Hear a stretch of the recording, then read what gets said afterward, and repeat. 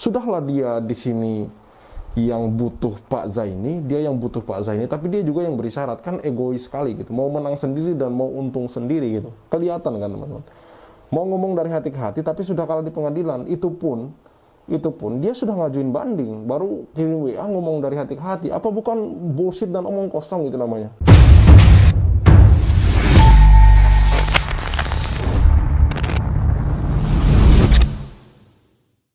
Bismillahirrahmanirrahim. Assalamualaikum warahmatullahi wabarakatuh. Kembali bersama Khalid Al-Walid.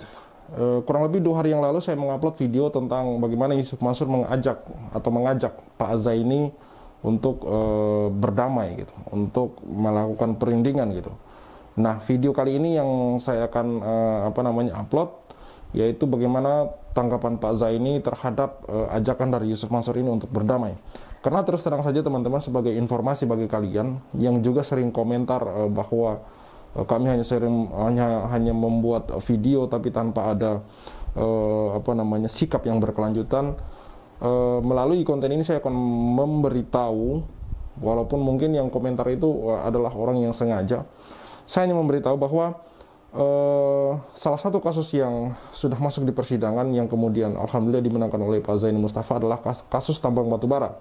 Walaupun ada beberapa kasus lain juga yang sudah masuk di persidangan, kemudian ada beberapa yang itu masih dalam tahap mediasi. Nah, untuk kasus tambang batubara ini yang sudah dimenangkan oleh Pak Zaini Mustafa ini, di mana di sini ada 4 tergugat dan turut tergugat, yaitu Darul Quran. 4 tergugat itu adalah PT Adi Partner Perkasa, Adiansa, BMT Darussalam, dan juga Yusuf Mansur, teman-teman. Nah, mereka ini diputuskan oleh hakim untuk membayar sejumlah 1.200.000.000 sekian, tanggung renteng. Artinya mereka bisa bayar sendiri, bisa mereka itu patungan, teman-teman. Nah, dalam hal ini Yusuf Mansur kemudian setelah ini itu menghubungi Pak Zaini Mustafa untuk berdamai gitu. Nah, lucunya Pak Yusuf Mansur ini mengajukan meminta bertemu dengan Pak Zaini ini, tapi sudah mengajukan banding duluan gitu ya, kan memang aneh di sini. Dan sebagai informasi tambahan buat teman-teman, sebelum Pak Zaini ini membuat perkara ini masuk ke pengadilan, itu sudah berapa kali mengajak Yusuf Mansur atau pihak Yusuf Mansur untuk bertemu, diurus secara kekeluargaan, diatur secara kekeluargaan, sampai kemudian Pak Zaini sudah mendatangi rumah Yusuf Mansur. Pak Zaini Mustafa dan kawan-kawan mendatangi rumah Yusuf Mansur sampai 2 kali.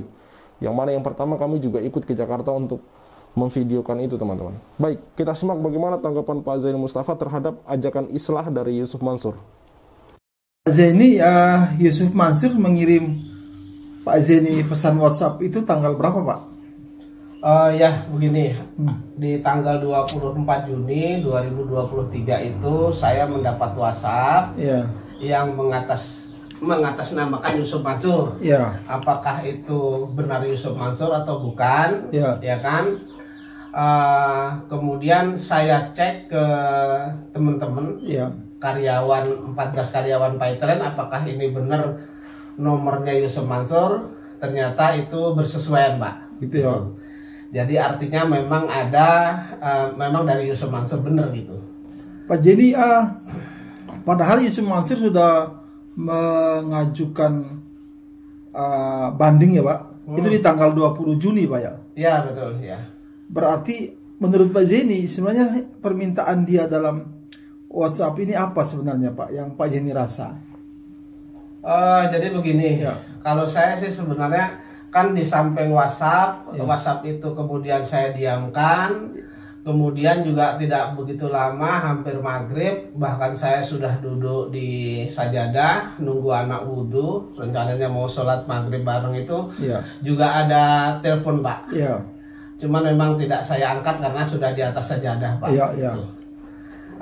Menurut saya sebenarnya sih kalau WhatsApp dan lain sebagainya, kalau Yusuf Mansur itu udah nggak saya pikirin lah, Pak, gitu. Begitu ya, Pak? Ya, artinya kalau bahasa Jawanya wes tak gagas itu. Gimana, Pak? Orang tak gagas. Artinya? Artinya sudah tidak pernah saya pikirkan lah gitu. Tidak pernah saya pikirin gitu. Iya. Ngapain saya pikirin gitu. Kenapa begitu? Karena saya kan di 2010 itu Yusuf Mansur kan pernah juga berjanji akan menyelesaikan investasi bisnis batu bara ini. Iya. Tapi kenyataannya kan realisasinya tidak ada. Iya. Artinya saya sudah tidak mau lagi dibohongin lah begitu, Pak. Ya kan, tidak mau dibohongin dan tidak mau dikasih janji manis. Apapun yang diucapkan Yusuf Mansur itu menurut saya sudah jauh dari kenyataan lah. Gitu ya, Pak. Iya. Dan perjuangan saya untuk mengajukan gugatan nomor perkara 28 2023 di 22 di PN Jakarta Selatan itu kan juga cukup lama. Iya. Kenapa baru setelah ada putusan, kenapa baru mereka me-WhatsApp saya untuk mengajak bertemu, kemudian berbicara dari hati ke hati kan begitu kan? Iya. Jadi ya saya sudah nggak saya gagas lah Pak gitu, nggak saya pikirin lagi Pak. Tapi sampai sekarang WhatsApp itu Pak Jenny nggak balas? Nggak saya balas. Dan di sini kan ada kalimatnya itu adalah dia minta ini privat, nggak usah disampaikan ke Pak Darso, tidak ada orang yang tahu. Kemudian dalam pertemuan tidak mau didokumentasikan dan lainnya kan Pak Darso begitu ya. Ya. Sementara perkara saya ini kan sudah menjadi konsumsi publik, Pak. Betul. Kalau saya melakukan pertemuan tanpa dipublikasikan, kemudian diam-diam, ujung-ujungnya nanti netizen berpikir ujung-ujungnya hanya duit saja, Pak. Gitu ya. Padahal sementara saya kan amal ma'ruf nahi mungkar, artinya memang hak saya harus saya perjuangkan, kemudian saya menginginkan bahwa tidak ada korban-korban lain setelah ini, Pak. Gitu. Pak Jenny ini kita berandai-andai ya, Pak. Kita berandai-andai. Umumnya Pak Jenny mau bertemu dia. Apa kira-kira syarat yang Pak Jenny sampaikan ke dia sebelum dia berjanji ya? Iya. Kira-kira apa yang Pak Jenny? Kita berandai-andai nih. Iya. Kira-kira syarat apa yang Pak Jenny ajukan kepada Yusuf Mansur? Saya mau bertemu dengan Yusuf Mansur itu sebagaimana pada saat saya itu bahasa media itu geruduk kedua itu atau yang pertama itu kan saya sebenarnya disuruh masuk tetapi kan satu orang. Sementara Yusuf Mansurnya kan nggak ada Pak. So kan gitu. Nah, persyaratan saya mau bertemu Yusuf Mansur itu adalah ketika pertemuan itu terbuka luas untuk wartawan, untuk media, baik itu cetak maupun elektronik, terus kemudian didokumentasikan, Pak. Nggak minta agar banding dia dicabut? Oh terserah kalau banding dia. Itu kan kalau dia mengajukan banding itu kan memang hak dia. Tetapi yang menjadi pokok masalah tidak sesuai dengan apa yang pernah diucapkan bahwa mereka kalau kalah mau bayar itu. Yang kemudian menjadi masalah ketika Yusuf Mansur mengajak Pak Zaini untuk islah atau berdamai, ngomong dari hati ke hati lah intinya. Di situ lagi-lagi Yusuf Mansur mensyaratkan kepada Pak Zaini untuk tidak membawa saksi, untuk tidak membawa kamera, media atau apapun itu gitu. Kan ini menjadi masalah. Sementara seperti apa yang dikatakan oleh Pak Zaini Mustafa dan kita ketahui bersama bahwa kasus ini sudah sifatnya sudah publik banget gitu loh. Sudah banyak orang yang paham. Kami juga setiap kali ada video yang ada ya kami up ke media gitu. Intinya semua orang sudah tahu gitu. Kok tiba-tiba Yusuf Mansur bertemu dengan Zain Mustafa tanpa videokan, tanpa diupload, tanpa teman-teman ketahui, kan kemudian akan timbul fitnah gitu. Belum lagi seperti yang sudah kita ketahui, yang sudah bahwa pihak Yusuf Mansur ini selalu tidak sesuai dengan apa yang mereka katakan gitu. Selalu mencela-mencela, selalu ambigu gitu. Bagaimana teman-teman tahu bahwa kami sudah pernah mengupload di bulan Februari dan di situ saya bilang apakah kemudian janji dari pihak Veteran ini bisa ditepati. Jadi 14 karyawan itu sudah dimediasi oleh Disnaker Bandung teman-teman. Dan kemudian mereka diputuskan pihak Veteran untuk membayar gaji karyawan yang sempat tertunda itu sejumlah kurang lebih 500 juta. Pihak Veteran pun keberatan untuk membayar cash atau sekaligus 500 juta. Mereka pun meminta keringanan untuk membayar cicilan, membayar dicicil. Kurang lebih sampai 6 kali cicilan lah, sekitar 70 juta per bulan. Namun apa yang terjadi teman-teman? Mereka cuma sekali bayar. Sampai hari ini mereka cuma sekali bayar. Cuma di bulan Februari tok mereka bayar cuma 70 juta teman-teman. Apakah kemudian tidak menjadi masalah ketika Yusuf Mansur bertemu dengan Pak Zaini tanpa direkam, tanpa ada saksi? Yang menjadi pertanyaan adalah, apakah Yusuf Mansur di sini mencerminkan orang yang baik gitu? Kenapa masih mau dibikin samar-samar? Kenapa takut dengan media? Toh selama ini juga Yusuf Mansur sering muncul di media, sering membuat video di akun Instagramnya, sering mengupload video. Lalu lantas kenapa ketika membicarakan hal ini Yusuf Mansur takut dengan media gitu? Apakah ada yang disembunyikan? Bagi saya ini adalah sesuatu kemungkinan yang besar. Untungnya Pak Zaini, alhamdulillahnya Pak Zaini ini tidak mau bertemu dengan Yusuf Mansur, malah dianggap sebagai apa namanya? Dia pakai istilah bahasa Jawa tadi, ranggagas. Nggak urusan lah ibaratnya. Kalau saya ya nggak usah gitu. Sudah masuk pengadilan kok, sudah dimenangkan baru mau ngajak ketemuan, sok kalem apa segala macam. Padahal sebelumnya, sebelum masuk ke persidangan kasus ini, diajak ketemuan oleh Pak Zaini Mustafa, diajak dialog secara keluargaan, nggak mau Yusuf Mansur ini. Sekarang aja dia udah merasa terpojok, baru mau ngajak ketemuan, kan telat. Jadi itu ya mulut comberan dia sendiri kan begitu. Mulut comberan. Mulut comberan. Maksudnya Pak Zaini mau bilang bahwa Yusuf Mansur mulutnya mulut comberan. Ya begitulah kira-kira. Karena kan dia ngomong kalau dia kalah, ya kan? Iya. Kalau dia kalah, hanya dia ngomong kalau dia kalah tidak sampai inkrah loh ya. Iya. Kalau dia kalah, dia mau bayar, itu doang kan yang diminta katanya. Iya. Itu. Jadi saya katakan bahwa mulut Yusuf Mansur ini jauh dari perkataan Ustadz Pak Darso. Iya. Yang mulutnya tidak bisa dipercaya. Iya. Ya, karena mereka sudah selalu berbohong. Iya. Dari perkara saya 2010 yang investasi batubara mereka menyelesaikan tidak diselesaikan. Iya. Kemudian perkara yang saya pegang 14 karyawan Paitren sudah taken kan mereka itu ownernya kan Yusuf Mansur juga. Iya. Hanya dibayar 1 kali, kemudian yang 5 kali tidak dibayar. Iya. Dan saya harus mengajukan eksekusi juga kan gitu. Iya. Pak Zaini walaupun Pak Zaini sudah tunjukkan kepada saya WhatsApp-nya dan isi WhatsApp-nya juga sudah saya tayang di video terdahulu. Bisa nggak Pak Zaini tunjukkan sekali lagi WhatsApp-nya Pak? Ini ya Pak Darso, ini WhatsApp-nya. Ya. WhatsApp-nya ini ya.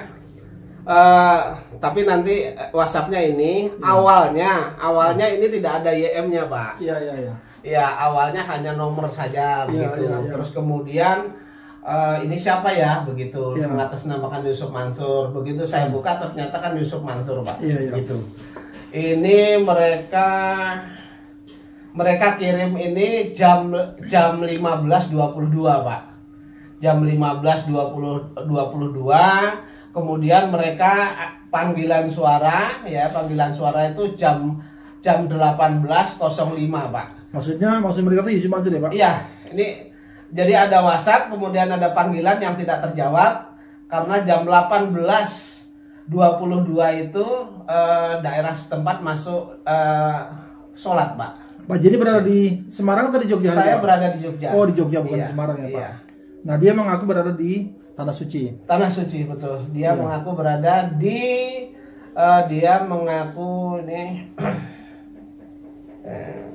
di Arafah. Iya. Waktu dia mengaku di Arafah. Setelah itu Pak Zaini nggak ada lagi WhatsApp dari Yusuf Mansur? Nggak ada. Pengacaranya mungkin Pak ada hubungi Bapak? Tidak ada. Tidak ada ya? Iya. Nah sekarang status perkaranya sampai di mana Pak? Saya sudah mendapat pemberitahuan atau relas pemberitahuan bahwa yang hadir di persidangan itu kan hanya Yusuf Mansur. Iya. Melalui kuasa hukumnya. Kemudian BMT melalui kuasa hukumnya. Kedua-duanya baik itu Yusuf Mansur sebagai tergugat 3, saya katakan bukan turut tergugat ya, tergugat 3. Iya. Kemudian BMT sebagai tergugat 4, itu semuanya sudah banding berdasarkan relas dari pengadilan. Sudah sampai ke tangan Pak Zaini ya? Sudah sampai ke saya, cuman itu yang dikirim langsung dari Jakarta Selatan via pos. Yeah. Sementara yang didelegasikan, kalau menurut hukum acara itu kan tidak dikirim lewat pos, tetapi didelegasikan di mana domisili saya berada. Domisili saya berada kan di Kabupaten Bogor, berarti melalui PN Cibinong Pak, gitu. Belum sampai? Yang resmi belum sampai. Iya. Nanti kalau sampai, apa yang akan dilakukan Pak Zaini? Saya akan pelajari keberatan mereka terhadap putusan Pengadilan Negeri Jakarta Selatan itu yang mana. Kemudian saya akan buat kontra memori. Pak Jenny ini Saya akan bacakan pesan WhatsApp ke Pak Zaini, ajakan berdamai ini dari Yusuf Mansur. Bismillahirrahmanirrahim. Haji Zaini, saya pengen ketemu, tapi tanpa Pak Darso dan kawan-kawan, tanpa direkam, tanpa publikasi, dari hati ke hati. Dan mohon WA ini hanya untuk Haji Zaini. Saya benar-benar beresiko untuk mengirimkan WA yang harusnya sejak dulu saya kirim, tapi saya ragu karena satu dan lain hal. Salam dari Mina Arafa Yusuf Mansur. Bila WA ini ternyata masih juga jatuh ke Pak Darso dan kawan-kawan dan terpublikasikan, ya berarti sama sekali nggak ada harapan apa-apa akan islah dan hal-hal baik lainnya. Wallahu a'lam. Benar privat saja. Dari sisi saya pun nggak ada yang mengetahui. Saya WA ini, kecuali saat saya minta nomor, karena saya nggak ada nomor Haji Zaini. Demikian ya, Yusuf Mansur. Salam dan mohon doa. Ini adalah pesan dari dari Yusuf Mansur kepada Pak Zaini untuk untuk perdamaian atau islah tadi itu, teman-teman. Jadi sudahlah dia telat karena di situ sudah masuk pengadilan, sudah dimenangkan oleh Pak Zaini Mustafa, baru kemudian mau ngadain pertemuan ngomong dari hati ke hati. Apalagi kalau bukan hanya alibi saja karena sudah merasa terpojok, teman-teman. Sudahlah dia di sini yang butuh Pak Zaini, tapi dia juga yang berisyarat, kan egois sekali gitu. Mau menang sendiri dan mau untung sendiri gitu. Kelihatan kan, teman-teman. Mau ngomong dari hati ke hati tapi sudah kalah di pengadilan, itu pun dia sudah ngajuin banding, baru kirim WA ngomong dari hati ke hati. Apa bukan bullshit dan omong kosong gitu namanya? Balik ke isi WhatsApp-nya Yusuf Mansur. Dia tanggal 20 sudah ajukan banding, terus tanggal 24 baru kirim WhatsApp seperti itu, Pak. Sebenarnya apa yang menurut Pak Jenny, kira-kira apa yang sedang diburu oleh Yusuf Mansur kepada Pak Jenny, Pak? Ya lagi-lagi licik, Pak. Lagi-lagi menurut saya Yusuf Mansur licik, sudah mengajukan banding, tetapi kemudian minta berbicara empat mata. Iya. Ya saya menduga bahwa Yusuf Mansur ini ya mereka akan mengatakan hal-hal yang ya biasalah, kalau dia mengatakan kan hal-hal yang menyedihkan dan lain sebagainya, sehingga saya luluh gitu. Oh gitu. Iya. Pak, Anda sekarang begini, Pak. Anggap saja Pak Jenny menjawab WhatsApp-nya Yusuf Mansur lewat video saya. Apa yang mau Pak Jenny jawab? Karena ini sudah masuk ranah pengadilan. Ya. Pengadilan tinggi sudah selesai, diputuskan bahwa saya menang, kemudian masuk lagi pengadilan tinggi ya. Jadi menurut saya biarkan saja proses hukum ini berjalan, Pak. Begitu, Pak ya. Kemudian saya minta kepada para netizen, kepada para akademisi, kepada para kepada para tokoh-tokoh masyarakat agar mengawal perkara saya ini, Pak. Gitu ya, Pak. Insyaallah. Ya, akan memberikan pengawalan, baik itu media, kemudian tokoh masyarakat, pejabat, kemudian akademisi, ini mengawal perkara saya ini, Pak. Saya menginginkan suatu putusan yang memang benar-benar berdasarkan ketentuan hukum yang berlaku, begitu, Pak. Iya. Pak. Iya. Apa bisa intervensi pengadilan tinggi, Pak? Ya kalau di Indonesia ini kan seperti orang-orang mengatakan sudah menjadi rahasia umum bahwa hukum di Indonesia ini kan tajam ke bawah, tumpul ke atas, Pak. Iya. Begitu. Iya. Tetapi saya masih punya harapan bahwa karena perkara saya ini sudah mencuat, kemudian saya menginginkan bahwa perkara saya ini nanti putusannya bagaimana, akan saya buat buku sehingga kalah atau menang akan menjadi pelajaran atau tarbiyah bagi generasi berikutnya, Pak. Oke. Gitu. Ya. Pak Jenny, waktu kita terbatas.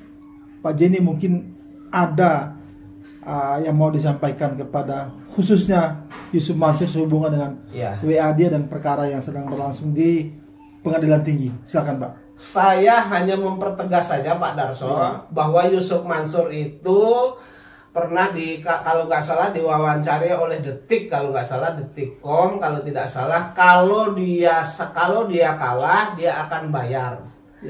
Tunaikan itu karena kamu menganggap bahwa dirimu adalah ustadz, kamu harus memberi contoh yang baik, kamu harus perkataanmu sesuai dengan perbuatanmu. Gitu ya Pak. Iya. Kita doakan supaya perkara di pengadilan tinggi berjalan sesuai dengan apa yang diharapkan oleh Pak Zaini. Ya, baik. Bukan hanya saya saja, seluruh warga negara Indonesia, Pak, ini. Khususnya mungkin kalau pada umumnya seluruh warga negara Indonesia, tetapi pada umumnya ya para investor begitu, mempunyai kepastian hukum terhadap investasi yang kami tanamkan pada itu.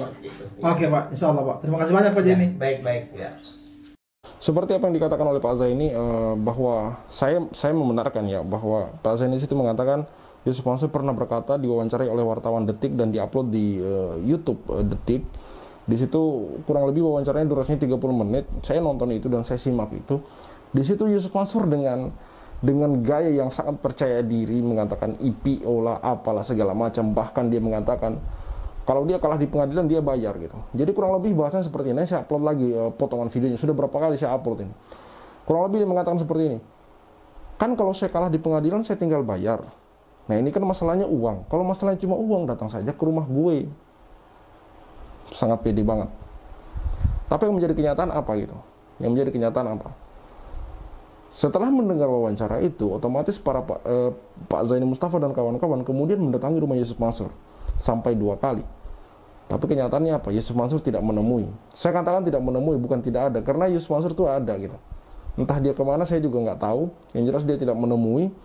Padahal di situ sudah ada surat pemberitahuan bahwa akan mendatangi rumah Yusuf Mansur, tapi sampai 2 kali dia tidak menemui. Satu, yang tidak sesuai dengan pernyataan Yusuf Mansur sudah satu. Yang omong kosong dari Yusuf Mansur satu. Yang kedua, dari perkataan itu Yusuf Mansur bilang, kalau saya kalah di pengadilan ya saya tinggal bayar kan. Nah, sekarang dia kalah di pengadilan, dia ngajuin banding. Setelah dia ngajuin banding, dia ngajak ketemu Pak Zaini untuk ngomong dari hati ke hati. Dari hati ke hati apanya? Biji mata. Makanya Pak Zaini situ ngomong mulut comberan, licik dan segala macam gitu. Karena tingkah laku dan polanya ya seperti ini gitu. Tidak sesuai perkataan dengan perbuatan tidak sesuai. Maka itu yang diharapkan oleh Pak Zaini Mustafa, hai Yusuf Mansur, tolong tepati kata-kata Anda, tepati janji Anda. Tepati janji Anda. Jangan gampang ngomong tapi sulit untuk mempraktekkan gitu. Oke?